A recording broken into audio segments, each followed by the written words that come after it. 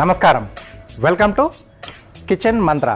So జనరల్గా మనకు మామిడికాయ సీజన్ వచ్చిందంటే చాలు ప్రతి ఇంట్లో కూడా ఆవకాయలు అది పెడుతూ ఉంటారు. ఆ తర్వాత జాడీలోకి తీసిన తర్వాత అడుగున ఉండే ఆ కారంలో కొంచెం వేడివేడి అన్నం వేసేసి అలా కలిపి ముద్దలుగా పెడుతూ ఉంటారు కదా. చాలామందికి చిన్నప్పటి జ్ఞాపకాలు ఇప్పుడు కూడా కొంచెం అంటే పల్లెటూళ్ళలో ఎక్కువగా అందరు కూడా అనుభవపూర్వకమే వాళ్ళకి.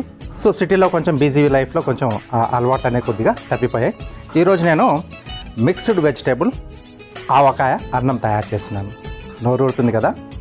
ఈ డిష్ కూడా చాలా బాగుంటుంది, చేసుకోవడం చాలా తేలిక. కొంచెం మన ఇంట్లో ఆవకాయ ఉంటే చాలు ఈ డిష్ మనం హ్యాపీగా తయారు చేసుకోవచ్చు. మరి దానికి కావాల్సిన పదార్థాలు ఏంటో ఇప్పుడు చూసేద్దాం.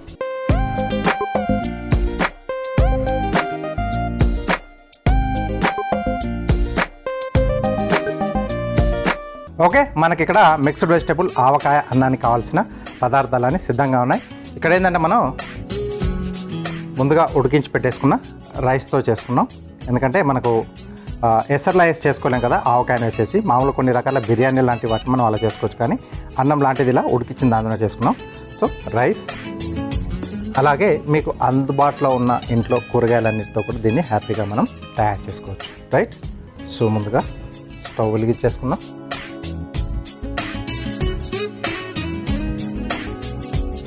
ఓకే, సో ఫస్ట్ సరిపడా ఆయిల్,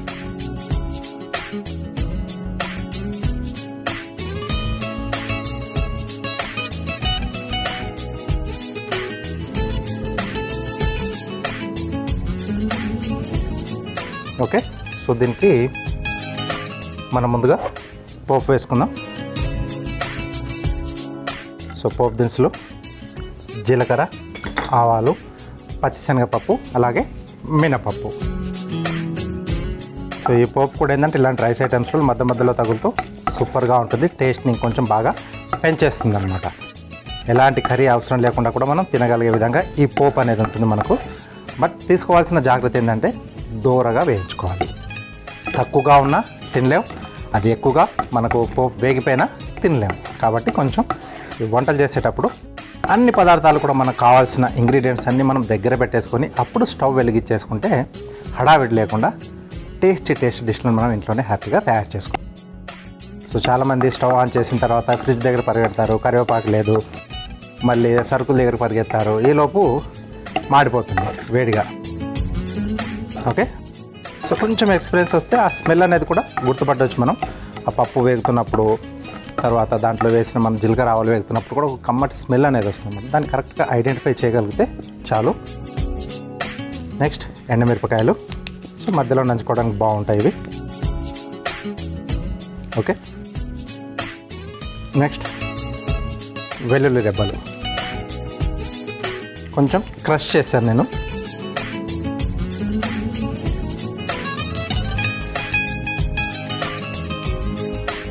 సో ఈ ఫ్లేవర్ కూడా బాగుంటుంది రైస్ ఐటెంలో కానీ ఏదైనా వేపుడులు చేసుకున్నప్పుడు. పోపు దినుసులతో పాటు ఈ వెల్లుల్లి కూడా మంచి రోల్ ఉంటుందన్నమాట దాంట్లో. అన్నీ కూడా ఒక చిన్నటి మంట పైన చేసుకుంటేనే బాగుంటుంది. మనకి అర్జెంటుగా కావాలి, ఫాస్ట్గా చేసేసుకున్నామని మంట ఎక్కువ పెట్టేసామనుకోండి మాడిపోతుంది. డిష్ అస్సలు మనం అనుకున్న విధంగా రాదు, తినలేము కూడా సాటిస్ఫైడ్గా. ఓకే, సో ఇక్కడ నేను అల్లం వెల్లుల్లి పేస్ట్ కూడా వాడుతున్నాను, కొంచెం ఆ మసాలా ఫ్లేవర్ తెలవడానికి. అది వద్దు అనుకుంటే అవాయిడ్ చేస్తుంది. జస్ట్ ఇక్కడ మనం వేసుకున్న వెల్లుల్లి అనేది సరిపోతుంది. నెక్స్ట్ వచ్చేసి దీంట్లో మనం క్యారెట్ ముక్కలు, అలాగే పచ్చి బఠానీలు, స్వీట్ కార్న్, కొంచెం డిఫరెంట్ ఫ్లేవర్ కోసం నేను ఇక్కడ క్యాప్సికమ్ యాడ్ చేస్తున్నాను. సో పిల్లలకి అది పెట్టేటప్పుడు మనం మార్కెట్లో మనకు yellow colour, red colour capsicum కూడా దొరుకుతున్నాయి కదా, అవి కూడా యాడ్ చేసుకుంటే కలర్ఫుల్గా ఉంటుంది. సో ఈ పోపుతో పాటు కొంచెం మనకు వేగితే బాగుంటుంది. లేదా కొన్ని రకాల వెజిటేబుల్స్ మనం ఇప్పుడు క్యారెట్ కానీ, స్వీట్ కార్న్, బఠానీలు, వీటన్నిటిని మనం విడిగా ఉడికించుకొని కూడా దీంట్లో కావాల్స్తే యాడ్ చేసుకోవచ్చు, అది కూడా బాగుంటుంది. బంగాళదుంప వేసుకోవచ్చు, దీంట్లో గోబీ వేసుకోవచ్చు మీకు ఇంట్లో ఉంటే. అలాగే బీన్స్ కూడా వేసుకోవచ్చు, నచ్చిన వెజిటేబుల్స్ మనకి.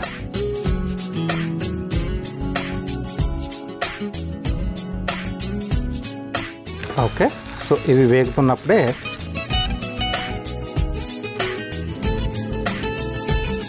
కొద్దిగా కరివేపాకు, కొంచెం తరిగిన పచ్చిమిరపకాయలు, ఎలాగో కొంచెం ఆవ ఘాట్ అనేది దీంట్లో తెలుస్తూ ఉంటుంది. ఓవరాల్గా మనకు ఆవ టేస్టే వస్తుంది దీంట్లో. బట్ కొద్దిగా స్పైసీగా కావాలనుకుంటే ఇలా ఎండుమిరపకాయలు, పచ్చిమిరపకాయలు కూడా వేసుకుంటే రైస్ని తినేప్పుడు మనం ఆవ ముక్కతో పాటు వీటిని కూడా నంచుకొని తినాలి. రైట్, ఇవి కొంచెం మనకు వేగాలి. ఇంకొంచెం రిచ్గా కావాలి అనుకుంటే కొంచెం జీడిపప్పు కూడా దీంట్లో వేసుకోవచ్చు, అది మీ చాయిస్. ఉంటే బాగుంటుంది అనుకుంటే జీడిపప్పు వేసుకోవచ్చు, లేదా మనం ముందుగానే అంటే పోపు వేయకముందు కొంచెం పల్లీలు కూడా వేయించుకొని ఎండింగ్లో యాడ్ చేసుకుంటే మధ్య మధ్యలో తగులుతూ అవి కూడా సూపర్గా ఉంటాయి. సో మనం ఇంట్లో చేసుకునేటప్పుడు మన చాయిస్, మనకి ఏవేవి కావాలో అన్నీ యాడ్ చేసుకోవచ్చు. బయటికి వెళ్తేనే వాడు వేసిందే తినాల్సి వస్తుంది, అంతే కదా. ఓకే, సో ఇప్పుడు మనకు మార్కెట్లో కూడా బఠానీలు దొరుకుతూ ఉన్నాయి కదా, పచ్చి బఠానీలు. వాటిని తెచ్చేసుకొని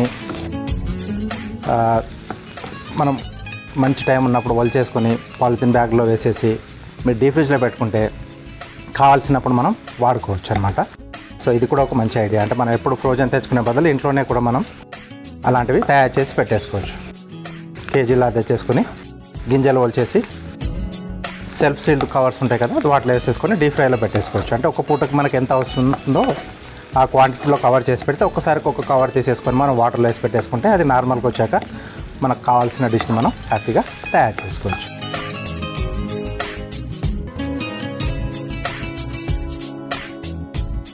ఓకే, సో వెజిటేబుల్స్ కూడా వేగిపోయాయి మనకి. చూడండి, చిన్నని మంట పైన చేస్తున్నాను, మాడకుండా. ఇంకొంచెం కమ్మదనం కావాలంటే సింపుల్ టిప్, కొంచెం నేతి కూడా దీంట్లో యాడ్ చేసుకున్నారనుకోండి, సూపర్గా ఉంటుంది. ఇక్కడ కొంచెం అల్లం వెల్లుల్లి పేస్ట్ యాడ్ చేస్తున్నాను. ఇది వద్దు అనుకుంటే ఇందాక చెప్పాను కదా, ఓన్లీ వెల్లుల్లి కాంబినేషన్లోనే మీరు తయారు చేసుకోవచ్చు. ముందుగానే వేస్తే ఏంటంటే ఈ వెజిటేబుల్స్ వేగేంతలోపు అల్లం వెల్లుల్లి పేస్ట్ అనేది కొంచెం మనకు మాడిపోతుంది, కాబట్టి నేను ఎండింగ్లో యాడ్ చేస్తున్నాను. కొద్దిమంది మసాలా ఆవకాయలు కూడా పెట్టుకుంటారు కదా, సో ఆ టేస్ట్లో వస్తుందన్నమాట. ఇక్కడ అల్లం వెల్లుల్లి పేస్ట్ అనేది మనం యాడ్ చేసుకుంటే, ప్లెయిన్గా కావాలనుకుంటే జస్ట్ అది అవాయిడ్ చేస్తే సరిపోతుంది.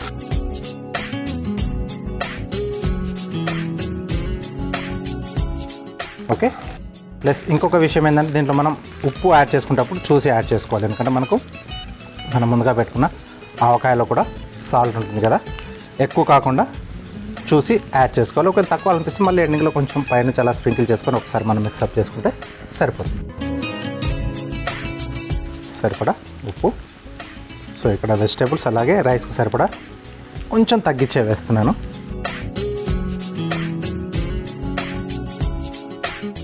నెక్స్ట్ ఉడికించుకున్న రైస్,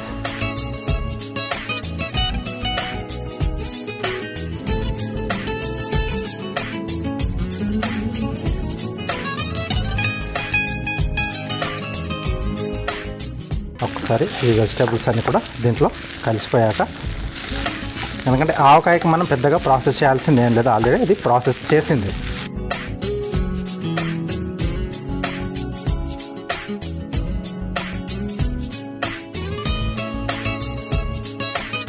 ఓకే,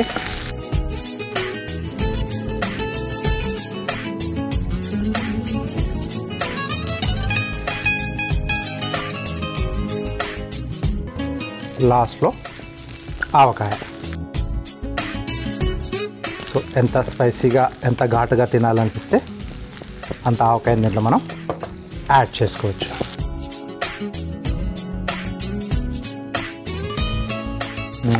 మంచి స్మెల్ వస్తుంది, ఆవ స్మెల్. రెండు తెలుగు రాష్ట్రాల్లో కూడా ఆవకాయ అంటే ఇష్టం లేని వాళ్ళు ఎవ్వరూ ఉండరు కదా, సీజన్ వచ్చింది అంటే చాలు. సో మామిడికాయలు పిందె దశలో ఉన్నప్పటి నుంచే పచ్చళ్ళు పెట్టుకోవడం అనేది మొదలవుతుంది. చిన్న చిన్న సైజు వాటిని కూడా మనకు చిన్న ఘాట్లు పెట్టేసి ఆవకాయలు పెడుతూ ఉంటారు. అలాగే కొంచెం మధ్యస్థంగా వచ్చిన తర్వాత దాన్ని ఇలా గుత్తులుగా కట్ చేసి దాన్ని కూడా పెడుతూ ఉంటారు. రకరకాల పచ్చళ్ళు అండి. అసలు తెలుగు వాళ్ళ పెట్టుకోవాలంటే మామిడికాయతో అన్ని రకాలుగా పెట్టేసుకుంటారు. ఓకే, సో ఇక్కడ బాగా కలిసిపోయింది.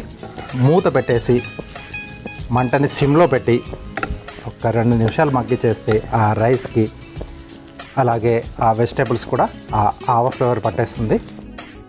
ఓకే ఓకే, సో ఇక్కడ స్టవ్ ఆపేసేసి సూపర్గా ఉంది ఆవ ఫ్లేవర్.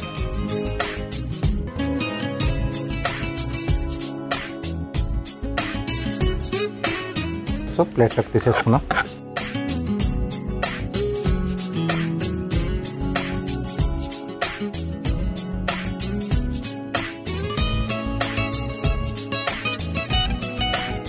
సో వెజిటేబుల్స్ కాంబినేషన్లో ఆవతో చేసుకున్న అన్నం.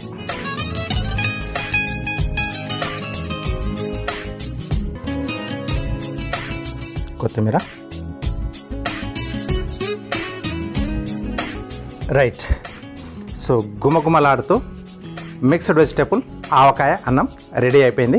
దీనికి కావాల్సిన పదార్థాలు అలాగే దీని తయారీ విధానం మీకోసం మరోసారి. మిక్స్డ్ వెజిటేబుల్ ఆవకాయ అన్నం తయారు చేసుకోవడానికి కావాల్సిన పదార్థాలు: ఉడికించిన అన్నం 1 కప్పు, ఆవకాయ పచ్చడి 1/2 కప్పు, నూనె 3 టేబుల్ స్పూన్లు, అల్లం వెల్లుల్లి పేస్ట్ 1/2 టీ స్పూన్, తరిగిన పచ్చిమిరపకాయలు 2, క్యారెట్ ముక్కలు 1/2 కప్పు, క్యాప్సికమ్ ముక్కలు 1/2 cup, green peas 1/2 cup, sweet corn 1/2 cup, ఉప్పు తగినంత, కొత్తిమీర కొద్దిగా, ఎండుమిరపకాయలు 2, పోపు దినుసులు 1 టేబుల్ స్పూన్, వెల్లుల్లి రెబ్బలు 6, కరివేపాకు 2 రెమ్మలు. మిక్స్డ్ వెజిటేబుల్ ఆవకాయ అన్నం తయారు చేసుకునే విధానం: ముందుగా స్టవ్ ఆన్ చేసి ప్యాన్లో నూనె వేసి వేడయ్యాక అందులో పోపు దినుసులు, ఎండుమిర్చి, వెల్లుల్లి రెబ్బలు, క్యారెట్ ముక్కలు, పచ్చి బఠానీ, మొక్కజొన్న గింజలు, క్యాప్సికమ్, కరివేపాకు, పచ్చిమిర్చి వేసి మగ్గించుకోవాలి. తర్వాత అందులో అల్లం వెల్లుల్లి పేస్ట్, సరిపడా ఉప్పు, ఉడికించుకున్న అన్నం, ఆవకాయ పచ్చడి వేసి కలిపి 2 నిమిషాల పాటు మగ్గించుకొని సర్వింగ్ ప్లేట్లోకి తీసుకొని పైనుండి కొత్తిమీర వేసి సర్వ్ చేసుకుంటే మిక్స్డ్ వెజిటేబుల్ ఆవకాయ అన్నం ready.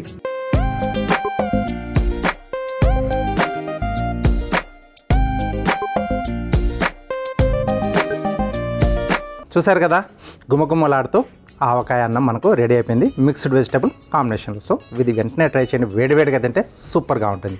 Okay, next carving art.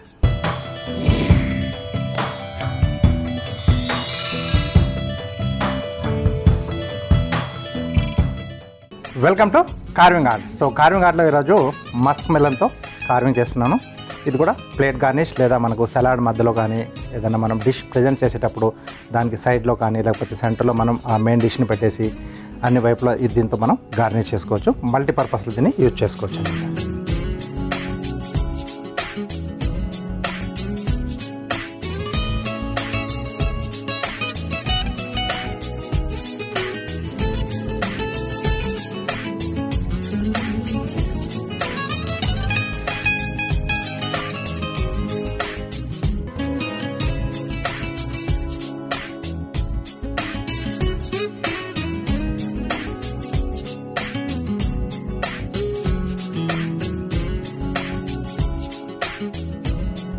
So ఇలా సమంగా మనం 8 భాగాలుగా కట్ చేసేసుకుంటున్నాం.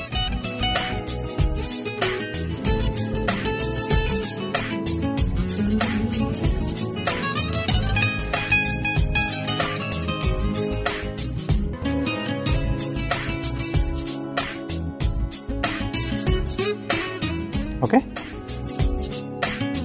సో 8 సీడ్స్ ఉన్నా పర్లేదు, తీసేసుకున్నా పర్లేదు.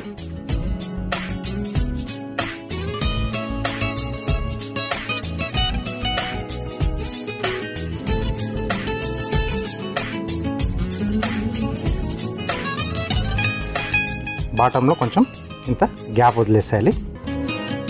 ఓకే, సో ఇలా రావడానికి. తర్వాత ఒకవైపు నుంచి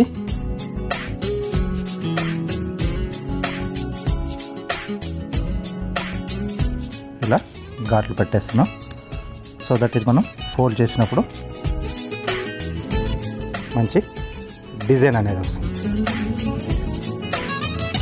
ఇలా లోపల పెట్టేస్తే ఇది ఇలా ఓపెన్ అవుతుంది అన్నమాట. మనకు ఇలా అన్నీ కూడా మనం ఓపెన్ చేసి పెట్టేసుకోవాలి.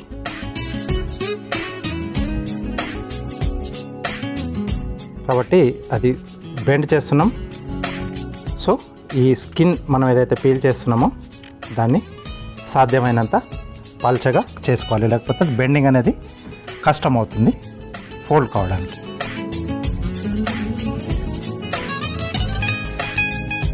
సో కింది వైపు బయటికి మనం దీన్ని కట్స్ ఇస్తున్నాం ఇలా. ఓకే, సో ఇలా వస్తాయి. దాన్ని జస్ట్ ఇలా లోపల వరకు బెండ్ చేసి పెట్టేస్తున్నాం. రైట్, ఒక్కొక్కటిగా అలా చేసేసుకొని ఒక ఫ్లవర్ షేప్లో వస్తుంది. మనం చేసుకునే డిజైన్ బట్టి రకరకాలుగా దీన్ని మనం అరేంజ్ చేసుకోవచ్చు, బట్ సింపుల్. సో ప్రాక్టీస్ కోసం ఇది కాస్ట్ ఎక్కువగా ఉంటుంది అనుకుంటే మనం ఇంట్లో దోసకాయలు వాడతాం కదా, ఆవకాయ చేసుకోవడానికి కానీ లేకపోతే సాంబార్లో వేసుకోవడానికి, ఆ దోసకాయతో కూడా మీరు ప్రాక్టీస్ చేసుకోవచ్చు.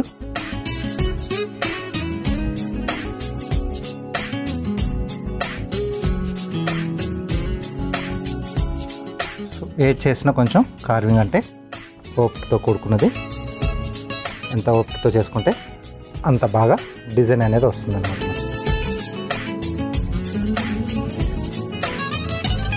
ఓవరాల్గా కంప్లీట్ అయిన తర్వాత ప్లేట్ అనేది సూపర్గా కనిపిస్తుంది మనకి. ఇది ఇలా స్టాండింగ్ పొజిషన్లో పెట్టుకోవచ్చు, లేకపోతే స్లీపింగ్ మనం పక్కకు వాల్ కూడా పెట్టేసుకోవచ్చు. డిజైన్ బట్టి, మనం చేసుకునే ఏరియాని బట్టి, అలాగే డిష్ని బట్టి డిజైన్ని మార్చుకుంటూ అరేంజ్ చేసుకోవాలి.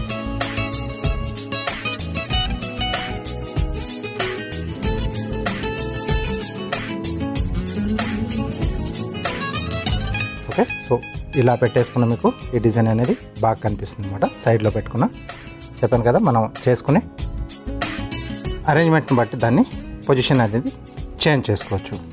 కొంచెం ఓపిక పట్టాలి, అప్పుడు కానీ మనకు మంచి మంచి డిజైన్లు, మంచి మంచి ప్లేట్ గార్నిష్ అనేది చేసుకోవడానికి వస్తుంది. అవుటర్ స్కిన్ అనేది కొంచెం గట్టిగా ఉంటుంది కాబట్టి కొంచెం పల్చగా ఓపెన్ చేసుకోవాలని చెప్పాను నేను. మందంగా వచ్చిందనుకోండి అప్పుడు ఆ ఫోల్డ్ రాదు, మనం గట్టిగా చేయాలని ట్రై చేస్తే విరిగిపోతుంది అది మధ్యలోకి. సో కాబట్టి పల్చగా వస్తేనే ఈ ఫోల్డింగ్ అనేది వస్తుంది, కొంచెం థిక్గా ఉండడం వల్ల. సో ఇలా చేసి మనం ఒక బటర్ఫ్లై షేప్లో కూడా చేసుకోవచ్చు, ఒక ఫ్లవర్ షేప్లో చేసుకోవచ్చు.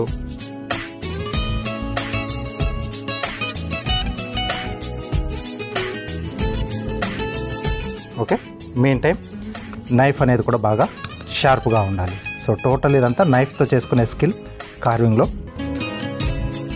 కార్వింగ్ కోసం మనం వాడుకునే నైఫ్ని మిగతా వాటిలోకి దేనికి కూడా వాడకుండా దానికి సపరేట్గా పెట్టుకోవాలి. ఎందుకంటే అటు ఇటుగా కట్ చేస్తే దాని షార్ప్నెస్ అనేది పోతుంది. అప్పుడు మనం చేసుకునే కార్వింగ్ నీట్గా రాదు, ప్రజెంటేషన్ చేసేటప్పుడు ఫినిషింగ్ అనేది నీట్గా ఉండదు. సో ఎప్పుడైనా కార్వింగ్ చేయగానే దాన్ని నీట్గా కడిగేసి, ఎక్కువ రోజులు మనం అలా సైడ్లో పెడుతున్నాం అనుకున్నప్పుడు కొంచెం ఆయిల్ అనేది అప్లై చేసి బ్లేడ్కి సైడ్లో పెట్టేసుకోవాలి. సో నెక్స్ట్ టైం వాడేటప్పుడు మీకు సేమ్ ఫ్రెష్గా ఉంటుంది, వాడుకోవడానికి అనువుగా ఉంటుంది. ఎప్పుడైనా వాడిన వెంటనే కొంచెం గ్రైండింగ్ స్టోన్ ఉంటే గ్రైండ్ చేసి పెట్టేసుకుంటే నెక్స్ట్ టైంలో మళ్ళీ టైం వేస్ట్ అనేది ఉండదు, మనకి గ్రైండ్ చేసి రెడీగా ఉంటుంది కాబట్టి అలా వెంటనే మనం వాడుకోవచ్చు. సో ఇవన్నీ చిన్న చిన్న టిప్స్, బట్ బాగా యూస్ఫుల్ అయ్యే టిప్స్ అనమాట. మనకి టైం అనేది వేస్ట్ కాకుండా మనకి ఎప్పుడు కూడా కావాలనుకోగానే నైఫ్ అనేది రెడీగా ఉంటుంది.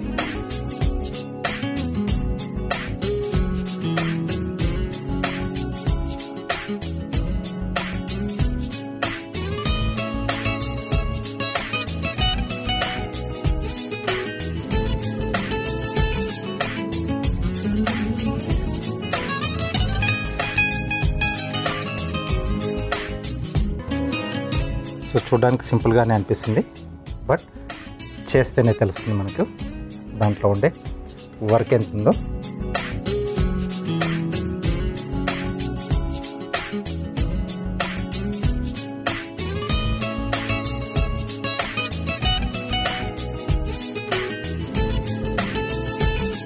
ఓకే, మస్క్ మెలన్తో తయారు చేసుకున్న సింపుల్ టెక్నికే, బట్ బ్యూటిఫుల్గా కనిపించే ఇలాంటి ప్లేట్ గార్నిష్ మనం హ్యాపీగా తయారు చేసుకోవచ్చు. రైట్, మీరు కూడా ట్రై చేయండి.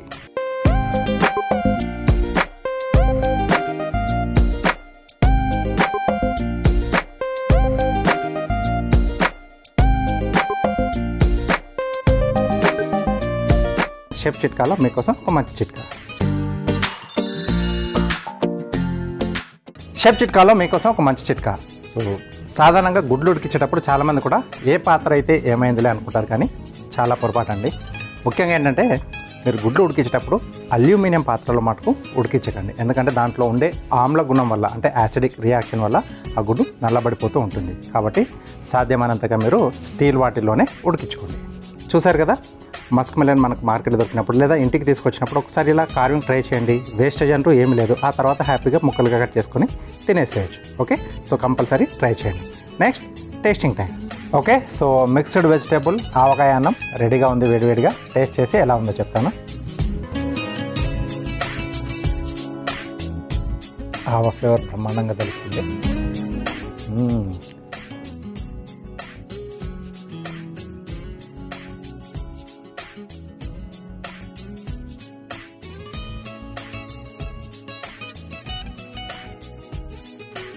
సూపర్ అంటే సూపర్గా ఉంది. ఓవరాల్గా ఇందాక చెప్పాను కదా, ఆవ ఫ్లేవర్ తెలుస్తుంది. ప్లస్ నేను కొంచెం అల్లం వెల్లుల్లి పేస్ట్ కూడా వేసాను కదా, కొంచెం ఆ మసాలా ఫ్లేవర్ దాంట్లో వేసుకున్న ఆ పోపు మధ్య మధ్యలో ఆ వెజిటేబుల్స్ అన్నీ తగులుతూ సూపర్గా ఉంది. ఇది బాక్స్ కట్టుకోవడానికి కానీ లేకపోతే మనం జర్నీ చేసేటప్పుడు తీసుకెళ్ళడానికి కానీ చాలా చాలా బాగుంటుంది. సో వెంటనే మీరు ట్రై చేయండి. వేడివేడిగా తింటే సూపర్గా ఉంటుంది. సో కంపల్సరీ ట్రై చేయండి. కిచెన్ మంత్రాలో ఒక టేస్టీ డిష్, అలాగే కార్వింగ్ ఆర్ట్లో మంచి కార్వింగ్ చూశారు కదా. ఇది ఇవాళ మన కిచెన్ మంత్ర. నెక్స్ట్ ఎపిసోడ్లో ఒక టేస్టీ డిష్తో పాటు అందమైన కార్వింగ్తో మళ్ళీ మేము ముందుంటాను. అంతవరకు నమస్తే.